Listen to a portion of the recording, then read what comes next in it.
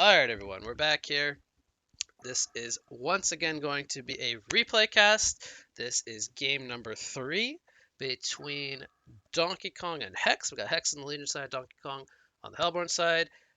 This game just took place live like about 30 minutes ago or whatever, so it's brand new. We just happened to miss the game. So we will be covering the replay here. I'm going to once again be joined by BKB. It's going to be co-casting with me, so thanks again for joining me, BKB. Glad to have you here. And so you got a chance to watch game one, which we just covered. We just finished up actually, but I believe you watched game two, some of the stream, as I covered that one on a solo cast. Yep. So what are you expecting to see here? Or is there anything you're expecting to see here in game number 3 from the two sides? Um, to be honest, I'm going to give you quite an unconventional answer. I'm going to say no. Hmm. I think a lot of new things are going to be tried out because a lot of these players are still getting used to the new patch, the new Okay. changes, and how to implement some of these kind of strategies and items and new changes into the new scrims that we're seeing. Okay. Um, I think we're seeing different lineups. So with different lineups come different play styles, come different ideas and setups and strategies too. So I think it's going to be mixed up again in this game three. But I'm quite keen to see some different heroes, hopefully, things that we Hmm. haven't seen before. So that would be, my kind of predictions. Some new things coming out.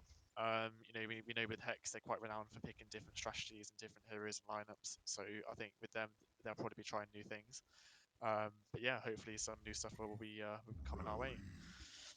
Okay, yeah, good points. I mean, I agree with you completely. Patch been out for 1 month. We didn't get a whole lot of tournament play on the new patch. We had like the last. Actually, I don't even think we had the last cycle. Just the finals was played on the new patch. So people are still pretty, as far as competitive play goes, still trying stuff out.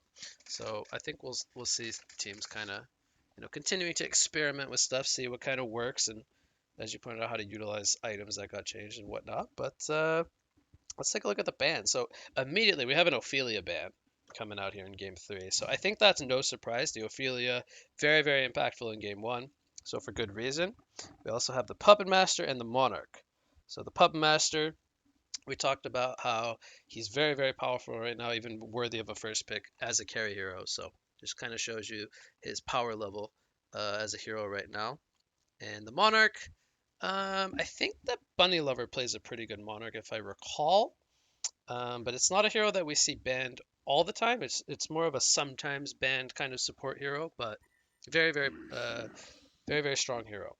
Kinesis, Draconis, and Swiftblade from the side of Donkey Kong. Was there anything you want to touch on the bans? Yes, I want to touch upon the Monarch, and I'm kind of Okay. thinking, did they ban Monarch because they want to pick up Kiba? Oh, okay. So That's we, that's smart yeah, actually. we kind Good of. eyes there. So with Snooki and his, I know in TMM recently, he's been picking Keeper of the Forest Suicide quite often because he loves the fact that you can root heroes from invisibility. I have seen that I think he drafted it in game one, so the game that I missed that you casted. I'm pretty sure he picked it then. Yes, there So was a keeper in game 2, so good okay, catch. yeah. So I don't know if he'll be picking that again. Um, just going into the other bands, I think everything else looks relatively standard from my perspective. Hmm. Yeah, I nothing agree. too major. But the Monarch, so you mentioned about Bunny Lover. I have seen him play it as well. The way that he plays it, I think he likes to go Toxin Claws on the hero for the extra slow. I think you're Is that something? right. Yeah, is that something that you've tried? I have not tried it myself. No, I don't really buy Toxin Claws on supports. So I actually don't know if that's worth it or not, or how good or bad it is. But I think he's made it work, so I can't really say it's not good. If that makes Yeah, sense. But yeah, yeah, it's interesting actually. 'Cause normally we think of Toxin Claws on those melee core heroes, trying to get those extra autos in the early laning phase. Very very powerful. But let's talk about some picks. We got most of the draft already done. We got Pebbles, the first pick here from the side of Legion. We have Rhapsody and Rally picked up from Donkey Kong, and then we have Glacius and Snail picked up from Hex. So the thing that sticks out to me is Snail. This is a hero that Donkey Kong, I think, more so than any other team, kind of picks up. But with that being said, I believe in the last patch, you can now cancel roll without a staff. So it's kind of a big deal, I think. What do you think? I think it's a massive deal. I think with the way that Shell Shock was before, in terms of you were charging in, you couldn't stop it. It was almost like it was either high risk or high reward. Yes. But now it can be played differently. So I think the reason why they picked it is so they can try this out and see if it's viable or not. That's my opinion on the matter. Hmm. I don't play Shell Shock myself, although I know it has a lot of potential. I think it can be one of those heroes that has a presence in all stages of the game. I like the fact it is picked with Pebbles as well because it gives them such solid initiation. Um, the only thing that kind of surprises me a little bit from the Legion draft is them first picking Pebbles because the Pebbles with how he was changed. His cooldowns were nerfed for his stalagmites and his truck, so Yeah. his laning presence and his initiation presence isn't quite what it used to be because you need to max out, on all levels for him to really be effective with his cooldowns after. And I don't think the hero itself is quite as strong as it used to be. So that kind of surprises me a little bit, but I think they can easily make it work, and Pebbles does dish out a lot of damage, particularly with spell shards and stuff. So maybe we could see something positive happen with that.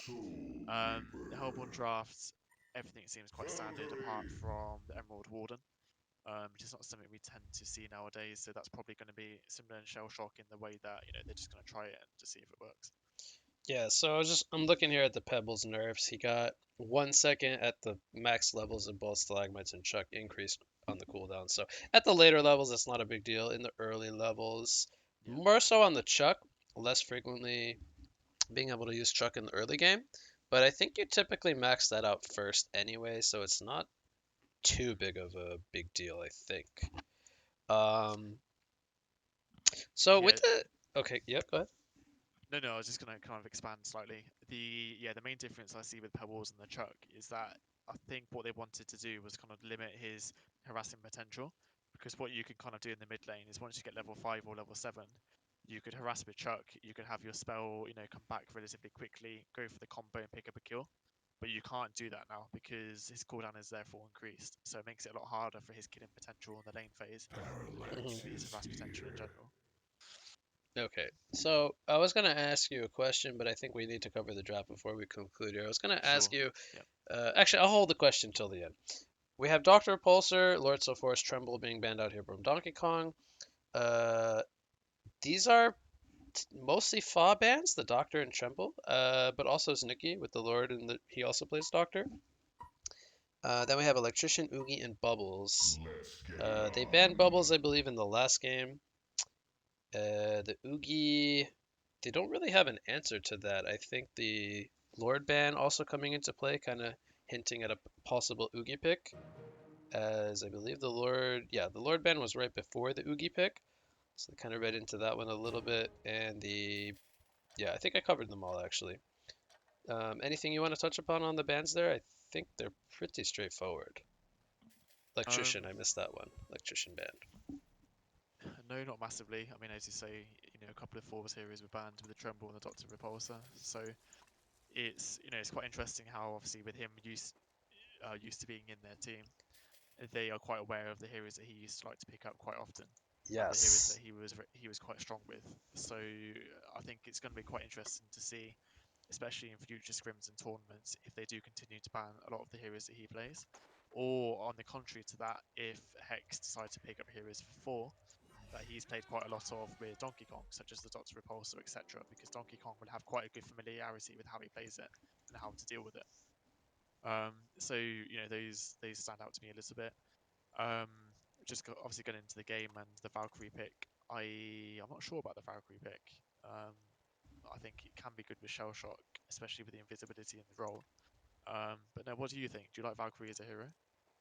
Oh, I love Valkyrie as a hero. I'm not too sure about how I feel about it as a solo laner though, because typically when you pick up a Valkyrie, I think of pairing it either in a tri lane or in a and up dual lane and setting up kills with the hero, because the arrow is very strong throughout the early game, as it has up to a 5 second disable.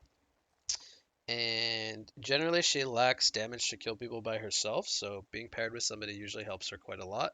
But here they are going to be running a 2-2-1 setup and having her solo the short lane, which is quite interesting to me. But with this, they're obviously looking to get the fast portal key on the Pebbles. And a good start on the Soul Reaper, who will be farming in the top lane. My initial question was going to be, will they be putting farm on the Shell Shock this game? And we're going to get the answer here. He's being played in a secondary support role as we see the draft kind of finishing off. But that's the whole lineup for Legion. They finished it off with a Madman and Emerald Warden and Parallax, I believe, on the side of Hellborn.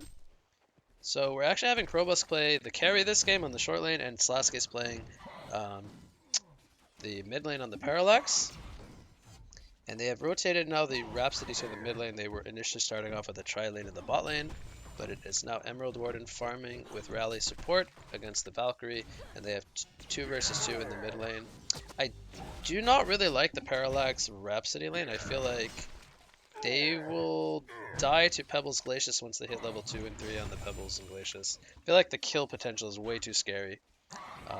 As Glacius also got a buff on the early levels of her Ice Imprisonment and the Tundra Blast, like Glacius is very, very strong now in the early game. I just want to talk about the fact they put progress in the short lane on the Madman. I know you obviously with you having experience with complexity and obviously playing against his team in 2000, was it 2015? The kind of 14, 15 Yeah, years. and Um, 2016 as well, yeah.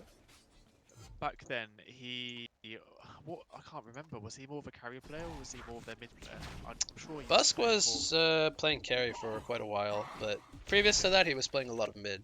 But I believe he ended on carry role at the end of before he started to not play I as mean, much. yeah, I mean, I've got my own opinion. I think he is utilised best when he plays short farm, so when he plays a carry role. What Hmm. do you think? Do you think he's a better mid player, or do you think he's better in the carry position? I think he's a I think he's a better carry player just because of his playstyle. He's more of a sit back and farm kind of player. We have a rally rotation here in the mid lane with that 2-minute rune getting the double damage. They will set up the kill there on the Glacius, but now Snail is here, and they're not able to get anything in response there. So Bloodlust kill go in the way of Donkey Kong. The 3 versus 2 working out in their favor. They get the kill on the Glacius though, not the most impactful kill. Would have been nicer to get the Pebbles kill, but I think they'll take the Bloodlust nonetheless. Yeah, you made a really good point about the fact that Pebbles and Glacius have so much kill potential, but then if you flip that on the other hand, Glacius is so squishy, and Yeah. the guy that's playing Glacius isn't someone kind of renowned to be a kind of famous support player. So I think with his positioning and his experience, I think he could be get picked off relatively frequently if he's not careful. Mm. And also, we just kind of saw it then with the smart rotation from Rally and the double damage being too much. Glacius tanking some extra damage here. Will they be able to bring him down though? Pebbles, they're going for the Rhapsody kill. Glacius will end up falling. Rhapsody being a little bit too tanky. They don't have enough damage to bring down the Rhapsody. She has level 2 of that Disco Inferno heal. Pebbles also almost dying as well, so the mid lane... it didn't feel like the Parallax Rhapsody lane would be able to contest this well, but I guess that rotation from Rally just really helping them out here. Yeah, the rotation was fantastic, and I think I gave Glacius the caster's curse, where I just started talking about him, and then he unfortunately passes into the afterlife. So Um, bottom lane, the Valkyrie is winning on creep score against the Emerald Warden, which, he's gonna possibly take control of the lane here as he forces him to fall back, but are you surprised yeah, that Emerald is getting out-farmed here by Valkyrie? As Rally has kind of been here a little bit. um, so I've got Emerald on 22 creep kills now. Valkyrie's on 19. I just want to double check we're completely synced. Oh, yeah, I think he was on like 18 when Valk was on 20. But Sorry, I might have checked it, but yeah, maybe I was wrong about that. Maybe I saw the wrong number. that's absolutely fine. But I think, now he's doing very well. yeah, I think with the lane, I think both heroes have quite a lot of harass potential. I would probably give a slight advantage to Emerald Warden because the traps are so strong. Um, but I think, yeah, Glacius could be in some trouble here. Rally's trying to line up a compel stun. It will come out. The arrow will miss. The trap lands onto Glacius. There's the freeze. I would have almost rather waited for the freeze to come out than the arrow, but they do trade Rally for Glacius. Now Valkyrie might get a kill here on the Emerald Warden. He is very low, but now he's level 6 with the bird, so I think he'll get healed up. Hortus coming in from Rally. There's the trap. The arrow doesn't miss. They might go for a turn kill here. Emerald is not interested though. He's just gonna get his potion delivered, or potion from Rally. He'll be fine. Madman, he's got 19 creep kills up here, but Snooki, once again, 40 last hits and 9 denies. We talked about him last game on the Lordsaw Forest. I think he had like 60 something at 8 minutes. Uh, as they actually get the kill there onto Emerald Warden in the bot lane, but Snooki is farming very, very well in the top lane. He is the Yeah, current top farmer in the game. I think Soul Reaper is definitely a sure. There's the roll. Madman, he gets stunned, but he is invisible right now. They don't have a reveal. The port will be cancelled, actually. I didn't see who was porting, but it was probably Rhapsody? Not sure, actually. I think it was Rhapsody, yeah. Haystern on the rally, by the way, with the bottle from... This is Emerald Warden's bottle. Dive coming out in the mid lane onto Pebbles. That's an interesting dive, but Pebbles chooses to not go for the combo as the heal was being used by Rhapsody there. Rally, he is only level 2, and we're nearing the 7-minute mark here. Do you feel like it's an issue that he's kind of uh, only level 2, that he's been kind of spending a lot of time doing the rotating in the early game? Or do you feel like what he's been doing has kind of gained his lanes an advantage? No, I think the first option, I think it's yeah, he's at a point now where he really needs to pick up some levels. Or he goes in with the haste. No, I think especially a hero like Rally who really profits on being level 6. Yeah. You know, you want to look to get that as soon as you can. Top lane. Yep, we got the snipe from the Fireflies there. Rally with the haster, and he already used the compel. Madman does go down. Yeah, the Rally. I mean, I've seen. I don't know if this happens in scrims, but I have seen it happen in TMM, where certain players will stay so low level for a long time that when Tome of Elements becomes available for them to buy, they then buy Tome and they gain like a ridiculous amount of experience because they're such low level. Yeah. So I don't know if that's something we will see here, but it is something that is quite interesting compared to matches in the past where the item wasn't available. So if you were low level, you were kind of suffering for a lot of the game. Um, and yeah, just touching back on the Soul Reaper, obviously at 4:30, I've got him at 420 BPM, or top lane as they look to go. Yeah, so we see the double damage rally coming in. Soul Reaper could end up going down here. He's got the Ghost Marchers. He uses that heal from the Judgment. Madman, he has a barrel roll coming up in 3 more seconds. This will most likely be a dive. Meanwhile, in the mid lane, we have some exchanges going on. Soul Reaper will fall to the barrel roll there, but we did have, I believe, a 1-for-1 Snail and Rhapsody exchanging lives here. But one of the bigger issues I think I have with what Rally's doing here is that he has an Orb of Zombos. He's not really utilizing the item that he's picked up, and instead he could have went for something like the Marchers if this was his initial plan. But also he's had the bottle from Emerald Warden this whole time, so that's kind of really hurting Emerald's lane presence in the bottom lane, I feel like, as she's not able to utilize her spells as much, perhaps, to harass Valkyrie, but It's I a think very sorry, go on. I just feel like the fact that he hasn't returned to the bottom lane with the bottle, it's just hurting the Emerald. And Valk has taken a big advantage, as we see. He's 350 versus the 275 gold per minute Valkyrie. Now, we'll probably see Emerald Warden fall here. Now, the bottle probably wouldn't have saved him, by all means, but if Rally had spent more focus down here, they would be able to keep the farm of Valkyrie down much, much more. Yeah, it's a really good point about the bottle because I actually didn't realise he borrowed it. For some reason, I thought it was his own. I think he's really being a bit stupid there. But yeah, as you say, when you have a bottle on your lane, it gives you more harass potential. It gives you that potential to heal yourself up if you become, harassed by the enemy. So I think it's quite a surprise that he was allowed to take the bottle for so long, especially as he was only level 2. Um, Emerald Warden now, she's not having the best of times. She's only at 230 GPM. Valkyrie's near 400, so Legion have pretty much won this lane. Yep. And yeah, I think the Emerald Warden pick is going to look slightly, potentially inefficient now. She's definitely struggling to rally these twos. They're gonna get the tower deny here, and they actually roll to safety. It looks like, as they were expecting more follow-up. But Soul Reaper continues to be on very, very good farm. 400 gold per minute despite the tower deny there. Bottom lane rally does fall. I missed that one initially.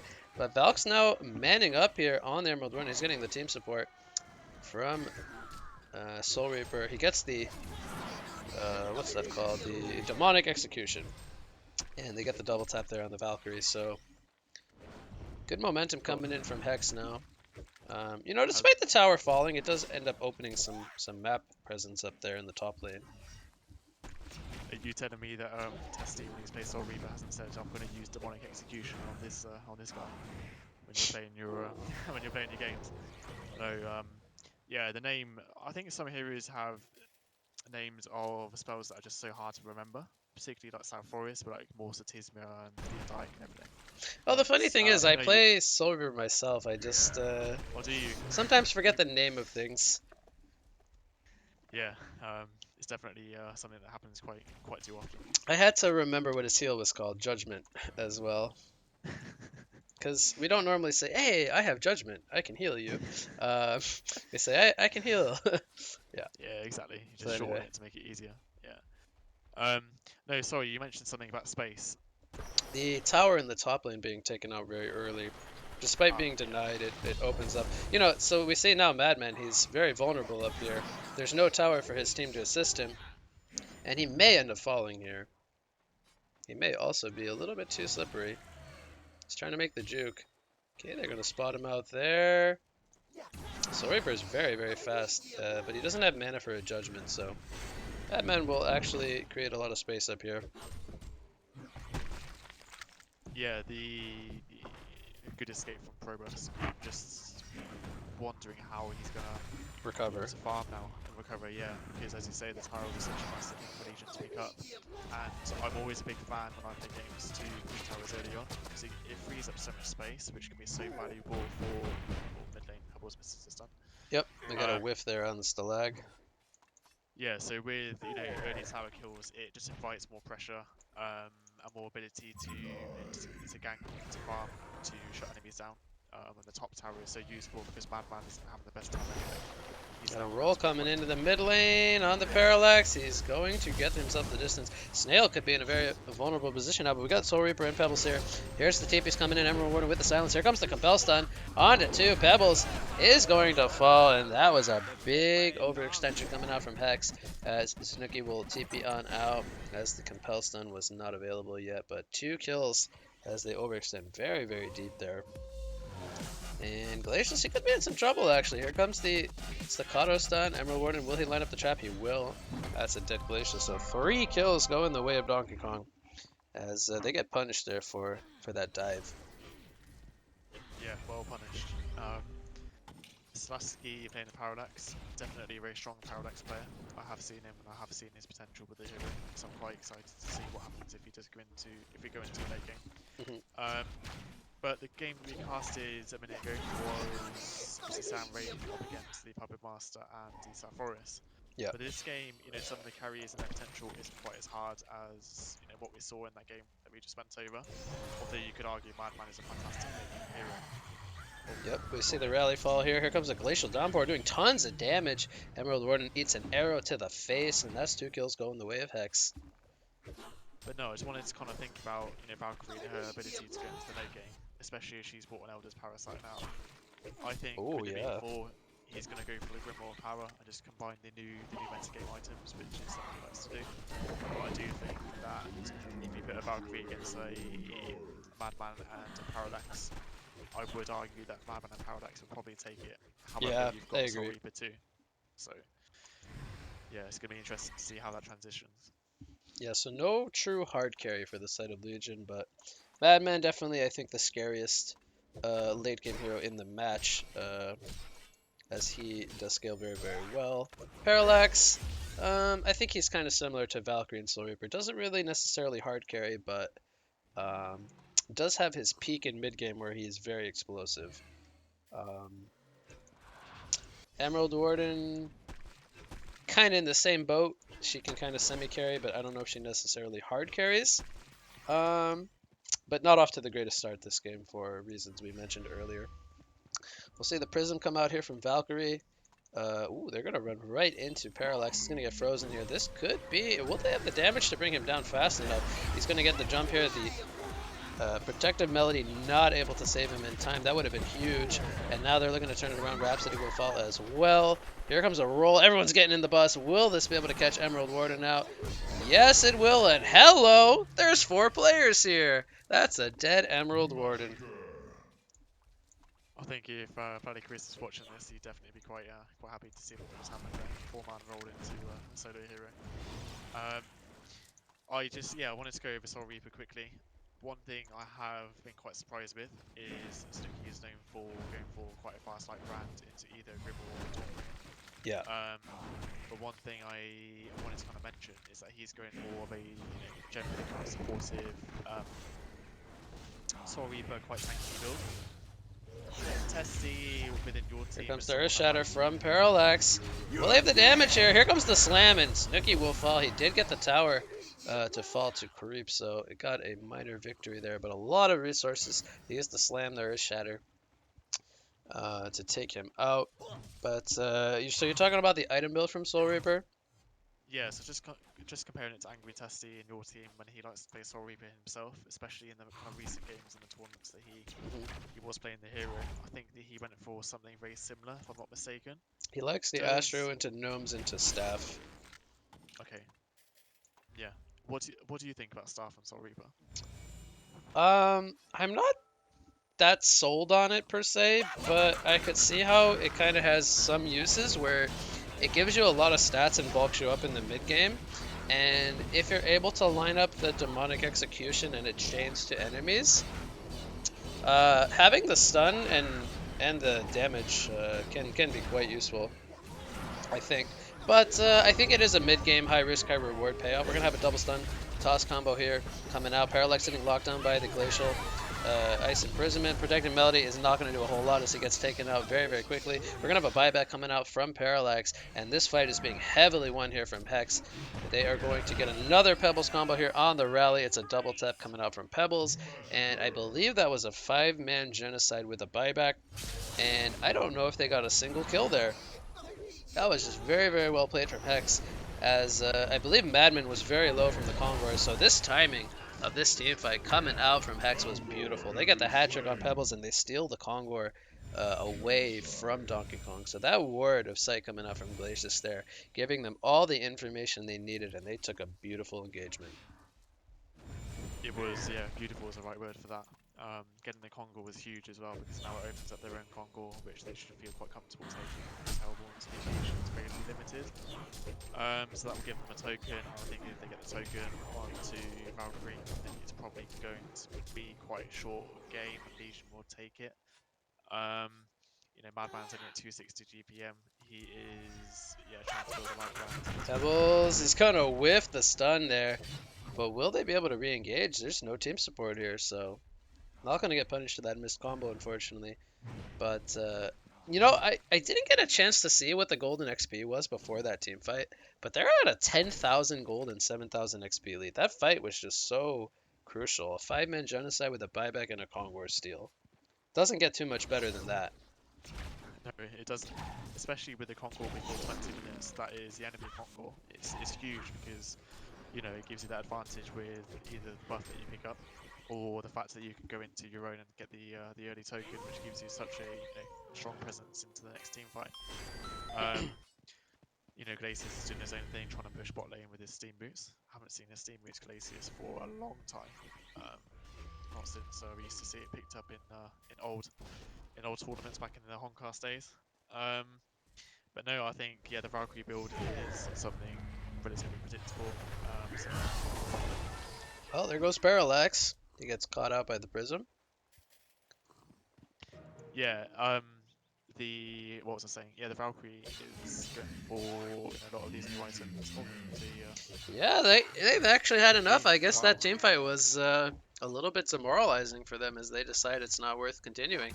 So we see the game end here at the 20-minute mark, 19 to 9 kill score, an almost 12,000 gold lead for the side of Hex. So they make the Man Up Soul Reaper with the Valk and the Pebbles end up working out. A great game number three coming out from the side of Hex. And if I got my calculations right, I believe that was a 2-1 series for Hex. Did I get that right? I believe Hex took game number Yes. two, right? Oh, they took. They had Yes, the they did. Yeah. yes, they had the Game Keeper of two the and three. Forest with the Kronos and the Flint Beastwood. So they took that one to about 52 minutes, where they were victorious. The game kind of dragged on there in game number two. We saw a great game number one from Donkey Kong though with the Ophelia strategy. Um, so pretty good series overall from the two teams. But any final thoughts on the game number three, or was it? Did it pretty much come down to? Was there anything other than the big team fight at the Congo that kind of got that game rolling for Hex? I mean, I think Hex were ahead pretty much for most of the game as it was because their lanes were just better. However, Hmm. I think that Donkey Kong could have made a comeback with, some better team fights, better synergy, better locations for their engagements. But as we kind of discussed, when you lose a team fight, when you lose your Kongor as well, Yep. it just swings the experience and the gold in such a big favor. And when it's the kind of early game, mid game transition, it just gives so much momentum to the other team. And then if the other team has that momentum with the heroes that they've got, such as Pebbles and Soul Reaper and Valkyrie, these are heroes that just snowball. So, if those heroes start to snowball, it's going to be game over because Rally is too low level to do anything. Rhapsody, doesn't have a portal key or any items to save her teammates. Madman is not farming well, so yeah, I'm not surprised that Hellborn conceded when they did because the game was looking too out of hand for them to really come back. So I think the decision from Donkey Kong to let Madman kind of have a slow start was okay. But I think what needed to happen while that was the game plan was that they needed to kind of slow down the Valkyrie and the Pebbles a little bit better. I feel like they let Valkyrie farm a little too easily in the bot lane. And we kind of talked about the movement of Rally and kind of what he did in that game, as I think that kind of hindered the bot lane a little bit too much. But I think they also it was good that they got the Bloodlust on the Glacius in the mid lane, but I think also just trying to set up one or two more kills on the Pebbles, get him a little bit of a slower portal key start, to kind of let Parallax and Emerald Warden, who they were hoping to kind of have a little bit more impact from that game, kind of take over the mid game for Madmen to kind of get back some farming space, but it didn't end up working out for them. I think the idea was good there. I think it was just it came down to execution a little bit in their decision making. Yep, I think your final thoughts are completely spot on. So I didn't have anything else to add. So yeah, nice short game was definitely fun to watch.